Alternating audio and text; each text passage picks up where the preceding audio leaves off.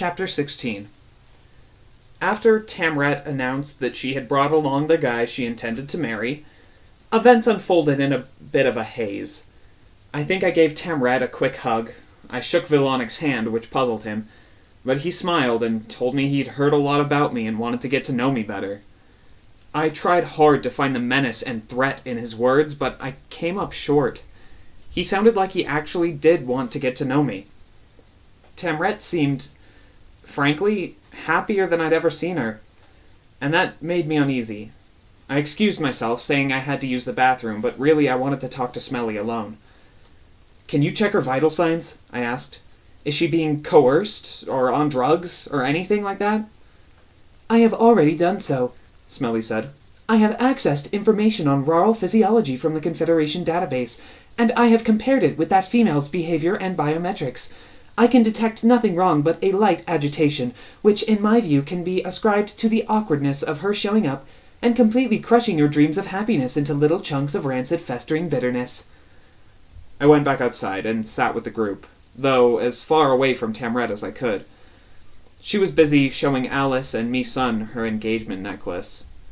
I tried to look like I was interested when Vilonic came and sat next to me. "Zeke, I am glad to have the chance to meet you," he said with the enthusiasm of a preschool teacher on the first day of class. "Tamret has told me how kind you were during her last visit to this place." "Yeah?" I was looking at him closely now. It's hard to guess someone's age when their face is covered entirely in fur, but I got the impression he was a few years older than Tamret. His voice made him sound older, too. "She said you were a good friend. She told me about everything you guys did together and how it got everyone expelled from this remarkable space city." "Hold on," I said, in no mood to have yet another being willfully misinterpret everything that had happened. Vilonic shook his head, though. "I am not blaming you. You and your friends ended up with dangerous enemies, and they took advantage of a bad situation. But I know she got through everything as well as she did because of you. I just wanted to thank you for looking after her. Besides, if things had not gone as they had, she and I would not be bound together today, so it all ended well." He smiled his nice guy smile, and I had the terrifying feeling that Vilonic was being totally sincere. He was thanking me for being Tamret's friend like she was his responsibility, and I had helped him out.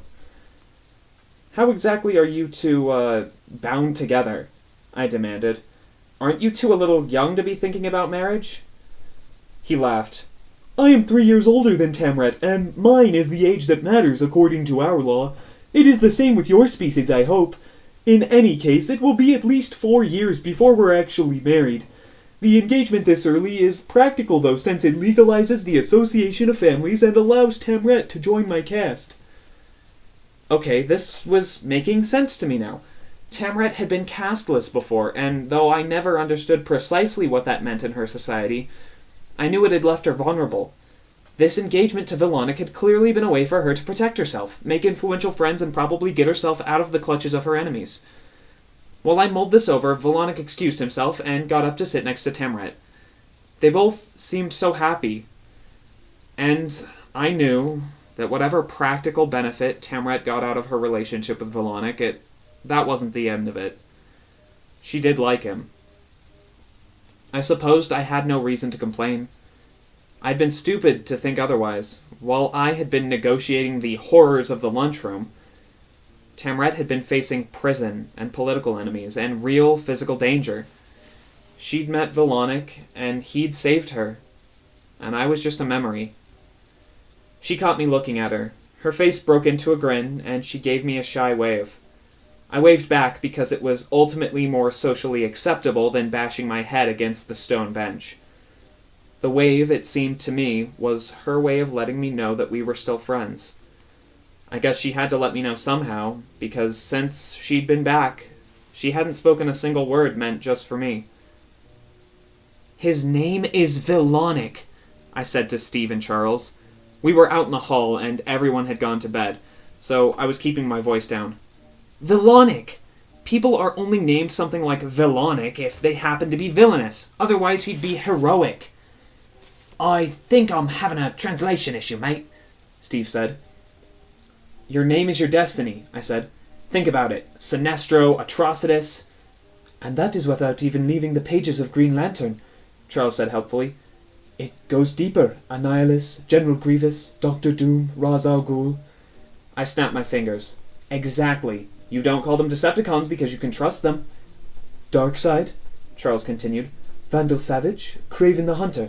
There is a tradition here. Is it possible, Steve inquired, that you're looking for reasons not to trust this bloke? I don't know what you mean, I said. He stole your girl, so of course you want to think he's a tosser. But maybe you should just give him a chance, yeah? That was the last thing I wanted to do. Now that Temret was here, I thought that maybe Junip would contact us and let us know what he had in mind, but there was still no word from him. In the meantime, we needed to bring Temret up to speed with everything that had happened, but I didn't feel comfortable talking about it in front of Vilonic. We need to get Temret alone, I told Misan the next day when we were walking back to our building after lunch. How do you know you can't trust her husband-to-be? She asked, trying not to smile. I don't know that I can, which is more important. He's an outsider. So was Alice, Misan replied. Until she wasn't. The fairness of this point upset me. I told myself it was different. Alice, after all, might not have been invited to join our expedition, but she'd proven her loyalty back on Earth. I had no reason to worry about her having any kind of hidden agenda. It wasn't like she'd just been dropped in on us from out of nowhere. I sped up to match pace with Temret and Vilonic, who were holding hands as they strolled back towards our building. Temret, can I speak to you alone for a second? I'm completely confident that you mean no offense, Vilonic said cheerfully as he stepped in front of Temret. You are an alien, and you must have different ways on your world. For us, it is not permitted for an engaged female to speak alone to another male, even an alien male. Even asking is rude, but since you did not know that, I won't take an insult this one time. You are super nice for understanding, I said to Vilonic. How about if Temret talks alone with me and me son, who will be our chaperone? She can slap my shins with an umbrella or something if I step out of line. I know you and my betrothed have shared adventures, and I don't want to interfere with your friendship, Vilonic said. But we have our own ways and culture. I'm afraid things just can't be the same that they were before she joined my cast. If you don't want to interfere with my friendship, I said, feeling myself start to anger, then maybe you should stop interfering with my friendship. Vilonic froze in place, which meant Temret had to stop as well. Everyone else kind of stumbled for a minute, trying to figure out what to do. Maybe they were lurking in case my polite inquiries ended up with this gigantic Rarl pounding my head into the ground. They ultimately decided to have their own private conversation about 15 feet away. This involved, as near as I could tell, exchanging awkward pleasantries about the weather while pretending not to look at us. So, there I was, standing alone with Vilonic and Temret. They held hands, and Temret kept her eyes down like I wasn't even there. It made me want to scream with frustration. Vilonic's hazel eyes were wide and sympathetic, like he was a great big kitty cat. I wanted to punch him in the face. You're not getting upset, are you? He asked, like the possibility had just occurred to him. I need a minute with Temret, I told him. There are things we have to discuss. Here is my proposal, Vilonic said, like he just had an amazing idea. You can talk to me alone. Legally, that's the same thing as talking to Temret. He then put a hand on my back and led me away. Temret drifted off to talk to me son and Alice. I know you and Temret were used to speaking together previously, he said, sounding sympathetic but kind of condescending. He was talking to me like I was some little kid, and he was the grown-up who knew the way of the world. Well, maybe he was older, and he knew the way of his world, but he wasn't there anymore. You have to understand, he was saying, that things are different now. I don't want you to see me as a stickler for caste tradition. I'm very open-minded to new ways. I have allowed my sister to appear many times in public with groups of friends, some of whom are even of a lower caste. How's that for embracing the modern? But in this case, my family's honor is at stake, so it's better to stick a little more closely to the rules. The only way we would agree to visit this space environment was if the Confederation assured us that our traditions would be respected here. But you don't seem very serious about doing so. First of all, I said, I don't know anything about your traditions or my supposed responsibility to uphold them. Second of all, now that I do know, I feel okay about ignoring them. I see, Vilonic said, looking sad. We may have a point of disagreement. I'll make a note in my log, but right now I need to talk to Tamret alone, and you need to stop getting in my way. Your needs are not my concern, Vilonic said. I'm sorry to be so blunt about it, but there it is. I'm not talking about who is right or wrong here, but the fact is, Zeke, you are a much maligned person within this alien culture. They say you've done terrible things, and you may face a trial or even imprisonment. I can't ask you to let my lady become involved in that. Your lady? I repeated. Of course, I know you care for her too, so please believe me when I say my only concern is that she may not be in danger. Your situation, Zeke, is not really something I want Tamrat exposed to. I'm doing my best to resolve all of this, I said. I'm hoping the danger will go away. For your sake, I hope so too, he said.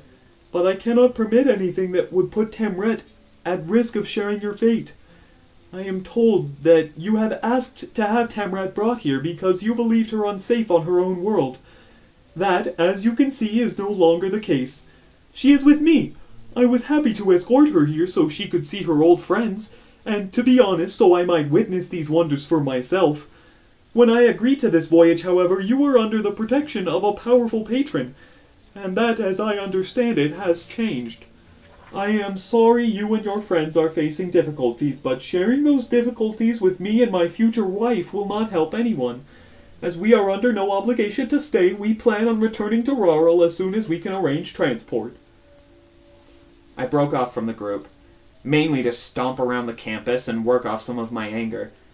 An hour or so of that hadn't accomplished much, and I decided to head back to my building so I could be irritated in the comfort of my own room. That's when I nearly bumped into a bush. I figured I must have been so distracted by my talk with Vilonic I'd veered off the path. Then the bush raised one of its branches at me. I'm really sorry, it said. I was totally lost in my synaptic processes. I suddenly realized I knew this bush creature. It was the waiter from the restaurant I'd eaten at the first night on the station. Back when I first met Steve and Tamret. It seemed like so long ago. You're that guy, I said. The waiter, right?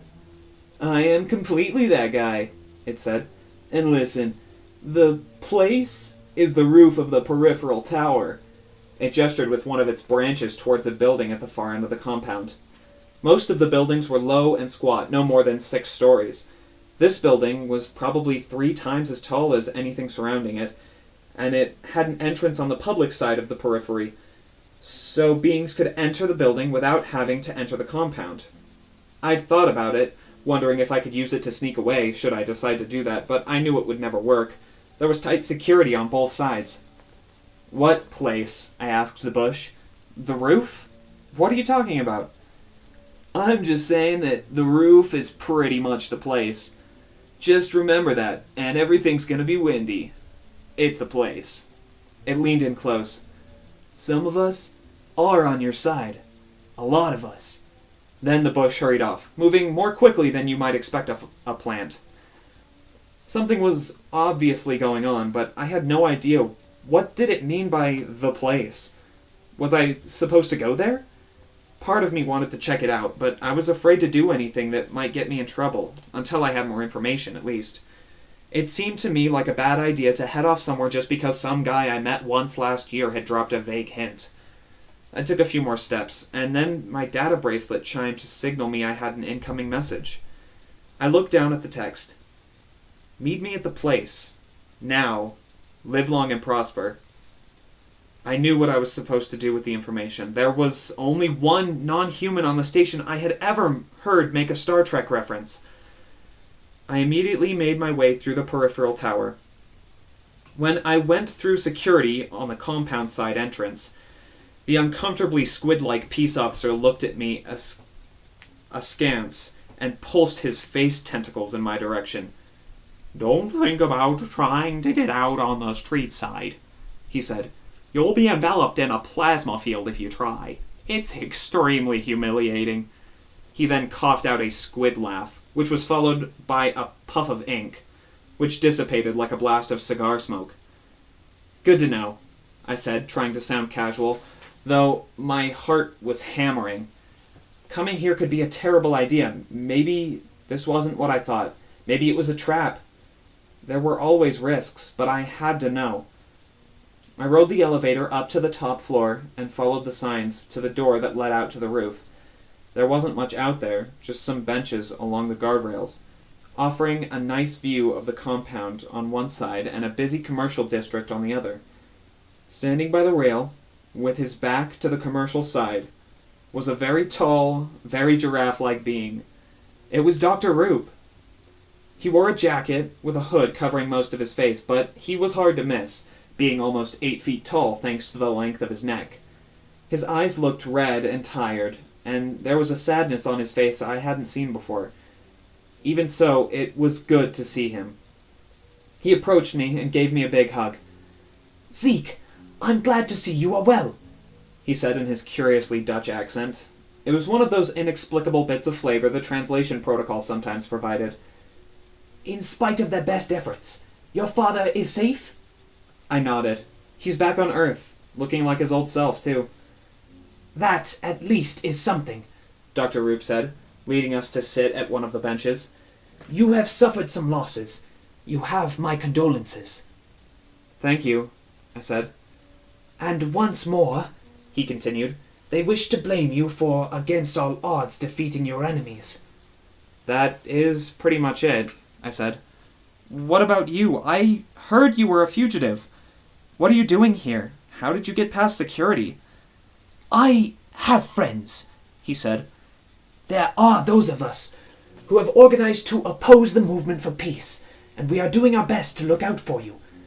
Tell me, did you speak with the director before our enemies took the ship?" "Just once," I told him. "We were going to talk more and get more details about what she had in mind, but that never happened." "It is vital that you carry out that mission," Dr. Roop said, looking very serious. "Even if the government is now against you. If you don't find that software and disseminate it to the public, then Junip's agents will do nothing while the Fads develop a technological superiority that will lead to the destruction of the Confederation. Help me, Zeke," he said, lowering his neck in what I knew was his version of a smile. "You're my only hope." "Then you're out of luck. We're trapped on the compound, and that mission was always insanity, even when we had the support of the beings in power. The things we did last time, we were prepared for them.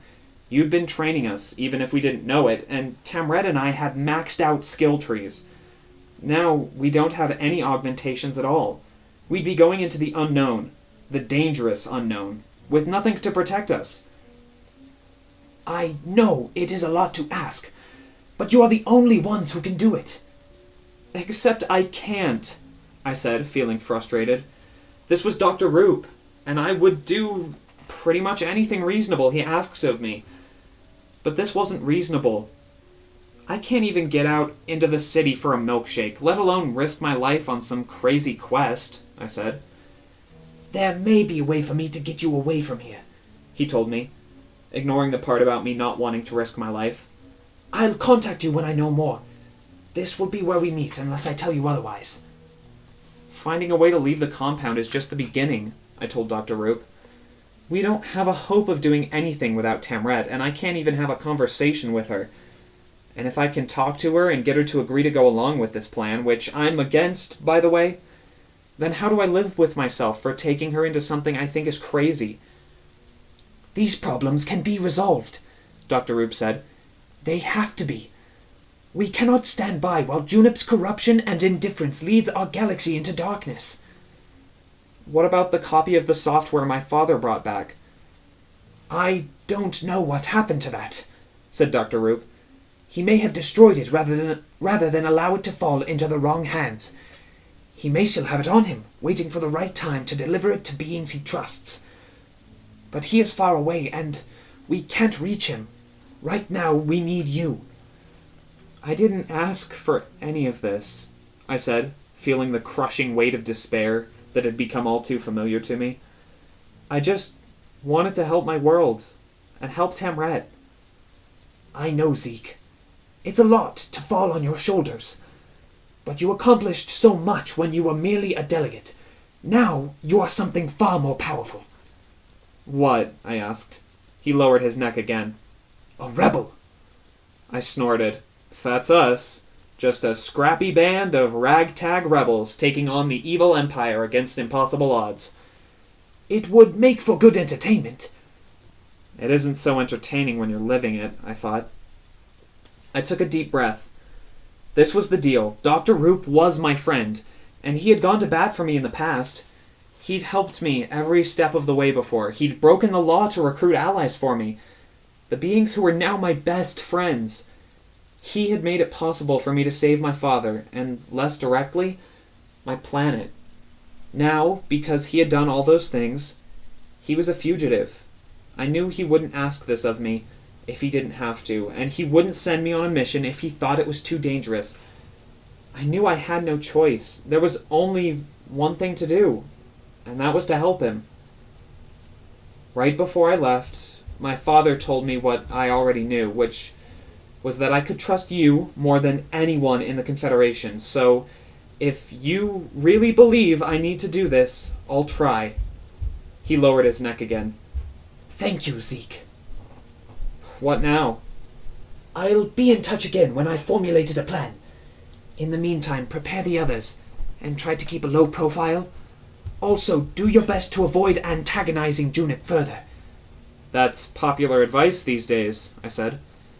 The less he is worried about you, the safer you will be. Yeah, I get it, I told him. I knew you would. Be careful in all things, he said, turning away to indicate that our meeting was over. I stood up and took a few steps away, and then turned back. So, you didn't by chance implant an alien artificial intelligence in my head, did you? He turned back. Under the hood, his eyes widened. That was a question he had not anticipated, apparently. I told him about Smelly, and he listened with what I was sure was a great deal of interest. I was looking for signs of alarm, but I didn't see any. This is remarkable, he told me. For a moment, he forgot about hidden fortresses and forbidden zones and secret former skill trees. This was simply something cool that he could geek out over. Rumors of these magnificent beings have circulated for centuries, but none has ever been discovered. They are said to be manifestations of sublime intellect and insight. At last, an enlightened being, Smelly chimed in. I held up my hand. Hold it right there. This thing is full of itself enough as it is. I'm sure with good reason, Dr. Roop said. But no, I had no part in this. You must have encountered a former artifact while on the prison planet, and been exposed to it then. That is the most likely explanation. I wish I had time to speak to it through you. It's helped out a couple of times, I told Dr. Roop. Otherwise, it's not so great. Don't lie to your friend, Smelly said. Regardless, Dr. Roop told me, this is encouraging news. An intellect like that is a formidable ally. I believe that with it on your side, your chances of success are excellent. Speak of it to no one. Yeah, I'm pretty sure I don't see the upside to letting everyone know I've got this thing in my brain. Dr. Roop nodded. Good, and trust this intelligence. If it offers you advice, you must take it. Now, you'd better be going. I have a narrow window in which to slip out of here. I took one last look at the only Confederation citizen I knew I could trust, and headed out. On the elevator down, Smelly said, I like your friend. It's pretty smart for a meatbag. Shut up, I told him. Which wasn't the smartest thing in the world, because there were two other beings riding in the car. They slowly inched away from me.